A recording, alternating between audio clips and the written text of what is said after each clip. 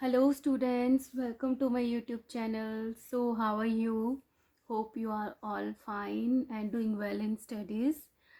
So studies are very important in your life. जो लोग studies नहीं करते हैं ना वो हमेशा पछताते हैं कि काश हम स्टडीज़ कर लेते, right? So you guys have opportunity कि आप आजकल के ज़माने के बच्चे हैं कि आपको इतना कुछ अवेलेबल है, आपके पेरेंट्स आपको इतना कुछ अवेलेबल कराते हैं, आप ट्यूशन्स जाते हैं, आपके लिए स्कूल्स इतने अच्छे हैं। पहले ऐसा नहीं होता था, राइट? और अब तो यूट्यूब भी है कि आप फ्री में पढ़ सकते हो, तो इससे अच्छा तो क्या हो सकता है, नहीं? सो आप अच्छे से स्टडी करो ताकि आप स्कोर अच्छा करो। बात ये होती है कि आप अच्छे से समझो चीज़ों को, तो आपको लर्न करने की ज़रूरत नहीं पड़ेगी, ठीक है? चलो इसी बात से अच्छी बात से स्टार्ट करते हैं, the types of the chemical reactions. तो हमने यहाँ तक कर लिया था कि क्या क्या चेंजेस होते हैं। सो आज हम स्टार्ट करते हैं the types of a chemical reactions. क्या क्या कितने टाइप्स की होती हैं जो भी केमिकल रिएक्शंस होती हैं ना, दो चीज़ों के बिटवीन अगर रिएक्शन होती है तो वो कितने टाइप्स की होती है। The chemical reactions are of two types, okay. So number one is combination reaction. So नाम से आपको समझ में आ रहा होगा कुछ कंबाइन हो रहा है, right? Number two is decomposition reaction. Decompose क्या होता है? टूटना। सो इसको भी हम समझ सकते हैं, डिकम्पोज मतलब टूट रहा है इसमें। Number three is displacement reaction. Displacement मतलब एक जगह से दूसरी जगह जाके जुड़ गया, तो वो डिस्प्लेस हो गया ना, चला गया, या फिर इसने इसको डिस्प्लेस कर दिया। एक सब्सटेंस होगा जो दूसरे को डिस्प्लेस कर देगा। Number four, double displacement reaction, कि दो चीज़ें हैं वो ऐसी चीज़ बनाते हैं कि एक दूसरे को वो डिस्प्लेस कर देते हैं, ठीक है? तो प्रॉपरली आप अच्छे से ये समझ जाओगे। कॉम्बिनेशन रिएक्शन क्या होता है? The chemical reaction in which two or the more substances combine to form a single product is known as a combination reaction.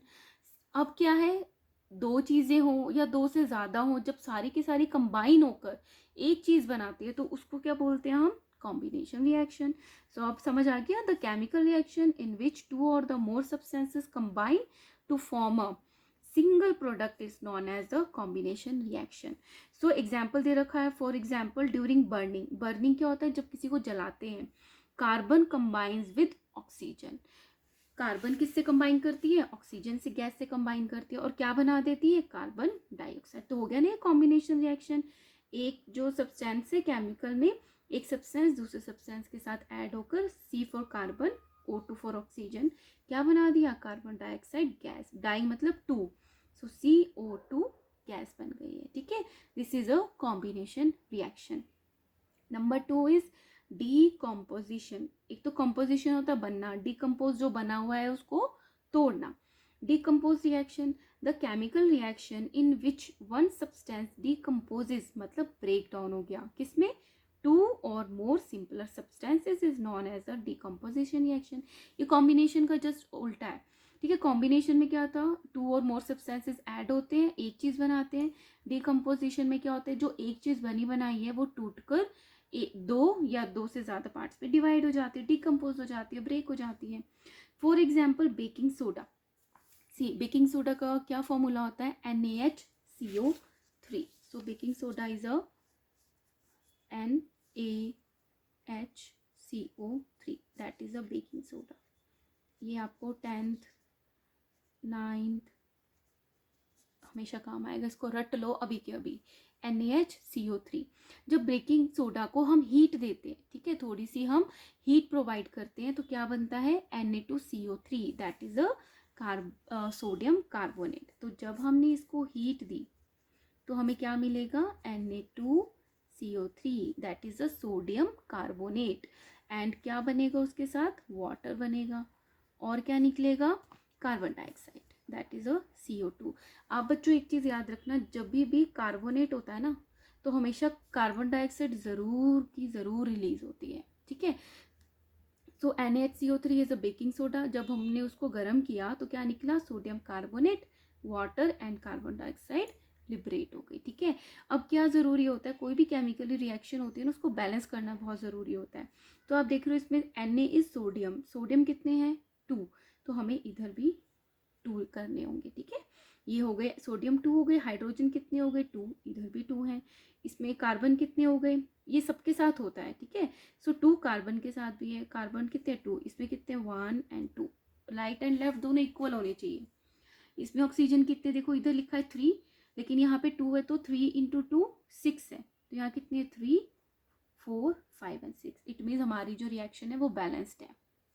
Next, displacement reaction, the chemical reaction in which a more reactive element displaces a less reactive element from its compound is called a displacement reaction। आप सोचोगे ma'am ये क्या है, देखो क्या होता है कि जैसे दो फ्रेंड्स बैठे हैं, ठीक है, बात कर रहे हैं, लेकिन एक बेस्ट फ्रेंड आएगी, एक उसमें से एक बच्चे की, और कहेगी कि she is my best friend so you go.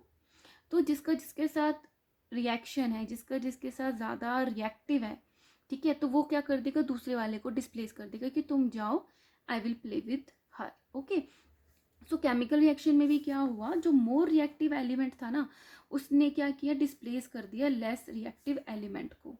अभी आपको समझ में आ जाएगा, उसके कंपाउंड में से is called the displacement reaction, ठीक है।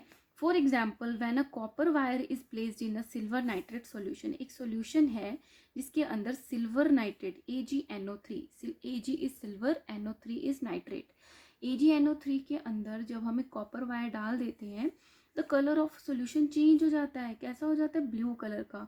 क्या क्यों बन जाता है, क्यों, because of the formation of the copper nitrate. So था तो यहाँ पे सिल्वर, और यहाँ पर क्या था, वायर कौन सी थी, कॉपर की, लेकिन क्या हुआ, जो कॉपर था ना उसने सिल्वर को तो डिस्प्लेस कर दिया, हटा दिया, और खुद सल्फेट के साथ जुड़ गया, तो क्या बन गया, कॉपर, सॉरी नाइट्रेट के साथ जुड़ गया, it was a silver nitrate ना। सो जो कॉपर था वो नाइट्रेट के साथ जुड़ के क्या बना दिया, copper nitrate, and the silver gets deposit on the copper wire. So देखो क्या हुआ, ए बी थे साथ में, ए बी क्या था, AgNO3, दो चीज़ें आपस में मिली हुई हैं, ठीक है। सो इसने क्या किया कि सी आ गया, सी क्या था, कॉपर आ गया, तो सी इज ज़्यादा रिएक्टिव है, तो सी क्या करता है, बी को बोलता है तुम जाओ, तो ए सी के साथ जुड़ जाता है और बी को अलग कर देता है, ठीक है। सो ए सी क्या बन गया, ये बन गया है कॉपर नाइट्रेट, और क्या बी निकल गया, argentum, that is a silver, ये अलग हो गया, ठीक है। सो इसमें क्या हुआ, AgNO3 प्लस कॉपर, जब इन दोनों की रिएक्शन हुई तो क्या बना, कॉपर नाइट्रेट, CuNO3 ट्वाइस, इसको बोलते हैं हम ट्वाइस, मतलब जो NO3 है ना वो 2 टाइम्स है, ये जो मॉलिक्यूल है that is a 2, and the argentum that is a silver, ठीक है, उसने सिल्वर को अलग कर दिया, ठीक है, क्योंकि कॉपर जो है वो ज़्यादा रिएक्टिव है as compare to the silver, right.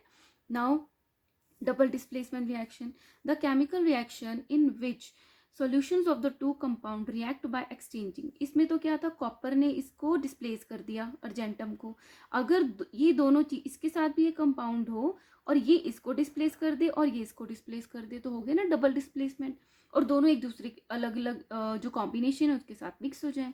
So the chemical reaction in which solution of the two compound react by exchanging their radicals. अब वो एक्सचेंज किसका होता है, रेडिकल्स का, जैसे प्लस का, माइनस का, जैसे कॉपर के ऊपर प्लस होता है ना। सो जब रेडिकल्स का एक्सचेंज होता है, बड़ी क्लासेस में आपको समझ में आ जाएगा, तब क्या होता है, डबल डिस्प्लेसमेंट रिएक्शन होती है।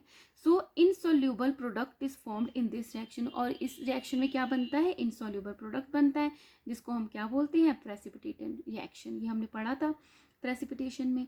For example, aqueous solution of the barium chloride, जब हम बेरियम क्लोराइड है, एक्वस मतलब पानी में मिला हुआ, react with with the solution of the sodium sulphate, Na2SO4 के साथ रिएक्ट करता है, तो क्या बन जाता है, बेरियम सल्फेट का एक प्रेसिपिटेट बन जाता है, दैट इज अ BaSO4 का प्रेसिपिटेट बन जाएगा, और क्या अलग हो जाएगा, सोडियम क्लोराइड। सो बेरियम तो जुड़ गया सल्फेट के साथ, और क्लोराइड जुड़ गया सोडियम के साथ, तो हो गई ना डबल डिस्प्लेसमेंट, बेरियम ने मिल गया सल्फेट के साथ सोडियम के, और क्लोराइड मिल गया सोडियम के साथ, तो दोनों ने एक दूसरे को डिस्प्लेस कर दिया। So this is a double displacement reaction, ठीक है। So these are the types of the reactions, that is a combination reaction, decomposition reaction, displacement and the double displacements. Thank you.